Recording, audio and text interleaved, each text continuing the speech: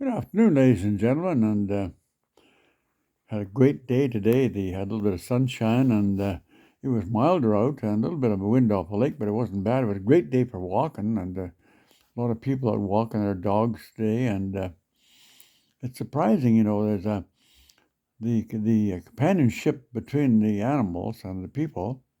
There's one lady that has two doggies, and stopped today and talked to her, and they're both friendly, can pet them, and it's surprising how much accompaniment that an animal provides. We have another fellow who has a restaurant thing going on. And he has a horse, and he's a beautiful person. He loves his horse, and he's had the horse for a number of years. And it's pretty hard if you think about a person that has a pet for a lot of years. And sometimes the pet gets old or gets, has some medical problems, and they have to put them down. And it's almost like a family member after a while because they they go walking with the dog and spending a lot of time. And in other cases, it's a single person family where either a wife has passed on or a husband has passed on, and now the dog becomes the other part of the person's life. And it's a wonderful companionship. You see, the dogs are looking at the owner as they walk along, and they feed off each other, and they get to know what's good and what's bad, and the person looks after the dog and tells the dog, don't bark. And if it's a dog that's a little bit defensive, sometimes the owner has to shorten the chain up and get a hold of them so they don't try to bite you. And it's a wonderful companionship, though. And I can understand why people would buy an animal, especially after they've had a partner that's passed away and needs some accompaniment, like in an apartment, pretty quiet. Some apartments won't allow pets. But if you're living at home, it doesn't matter, and the dog can live in the house, or live outside in a dog house or whatever. But in most cases, if the dog's clean, you let him outside frequently to do his bathroom run. The it works. And Tom Whitmore, a good friend of ours, who's now passed away, and his wife's gone too, he used to tell me a story about a guy who lived next door to him. They lived in town, and this guy, we got this dog, and the dog was a puppy when he got him. So he got the dog in the fall, and so he would take the dog outside. But the when the dog was small and young, he didn't want to take the dog out in the 20, 30 below. So he would take him downstairs. He had him downstairs, and he had a couple of pieces of newspaper there. So the dog got used to having a pee pee on a newspaper. So this went on for, I guess, through the whole winter. And then when springtime come, the guy would take the dog outside and spend a few minutes outside, probably enough time so the dog would have to go and have a pee, but the dog wouldn't go. So the guy would walk him around and, come on, have a pee, and he's trying to talk the dog into having a leak. So what would happen? He'd let him in the house, and as soon as the dog got in the house, he would run downstairs and pee on the newspaper. So it's funny how wise these animals are. They learn from us, but they also train us too. So they get into a habit. It doesn't matter whether you feed them at a certain time or you do a bathroom run, and the dog adjusts to that. And if you take him at 6 o'clock in the morning, the dog's going to be waiting at the door, might be barking away to get you to let him out. So it's funny how animals and people get together. It's a really nice companionship for the people. And we had a dog on the farm, and his name was Buster, and he used to live in a dog house. And it's kind of funny. He was a great dog. He was a good sized dog. He was about a foot and a half tall, and a mongrel breed, several breeds, and part husky and part collie.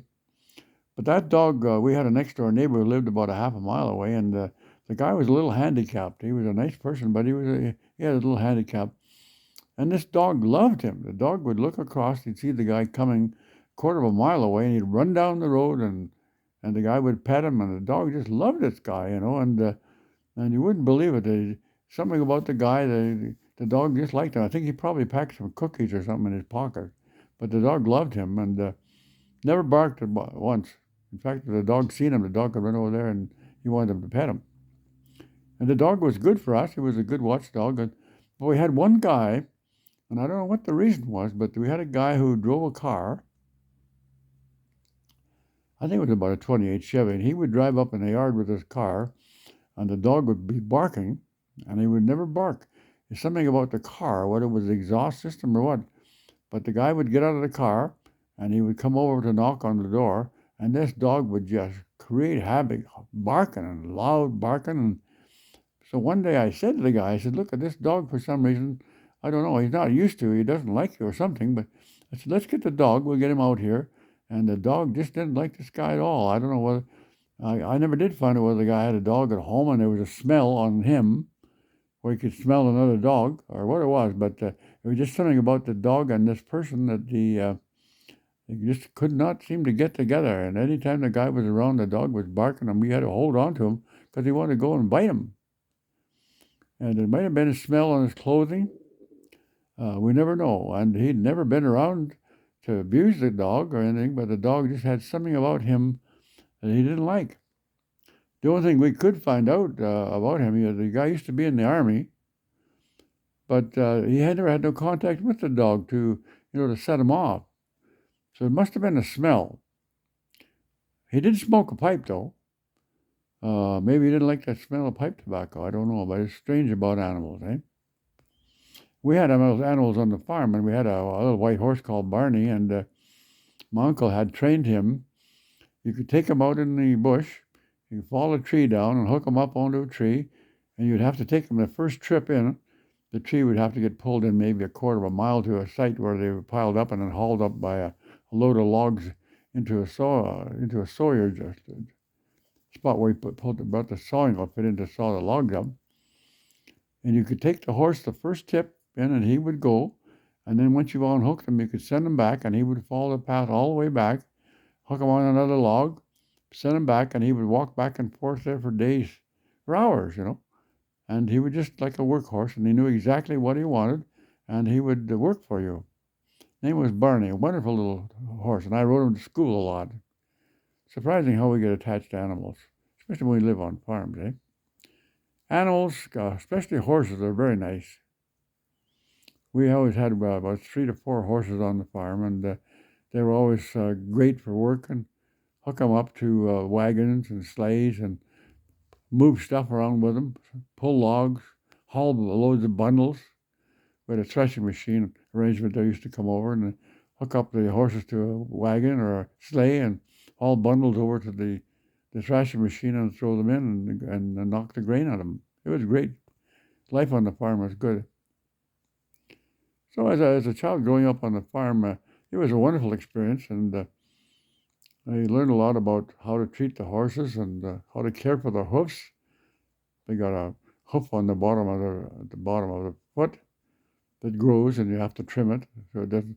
If you don't trim them up and keep them trimmed nice, they will grow out and they'll get too long and make the horse's foot tip backwards, and also the hoof will break, and sometimes they can break and it cause real soreness for the horse. So there's a farrier that used to come around. People come around. My uncle used to do that, but they come around when they put the horses put up on a block of wood and cut the hoofs off with hoof nippers, nip them off, and then file them off nice and smooth. And in some cases, in the wintertime and the fall time, they'd put shoes on with corks on so that the horses could pull logs and do some work or pull a sleigh without falling. Cork boots. Wonderful experiences with horses. We don't see many horses when we walk, but we see lots of dogs. So I don't know whether anybody out there had experience with animals on a farm, but horses were a wonderful thing, and for kids, great to learn. Kids had to learn how to ride the horses, how to climb up, and the horse has to be taught to put a bridle in their mouth and also to put a saddle on them. And when you put the saddle on for the first time, you got to be really careful because the horse is scared. So you're going to put something on their back and they've never had there before. So you put on a little bit at a time and get them used to it. And once they get to the point where you have been saddled up 3 or 4 times, they get used to it and they look forward to it because they enjoy taking you for a ride and they enjoy being fed, and it becomes a real farmland pet. So I think if we were going to do it again, I'd probably have horses on the farm. Really wonderful friend. They eat hay and straw and also the green grass and stuff. They love that. So we just want to throw that in there and talk about about some of the things that we appreciated in growing up. Horses were a wonderful thing, and dogs. So I think that would probably be a prerequisite if we're going to live on a farm again. So have yourself a great evening.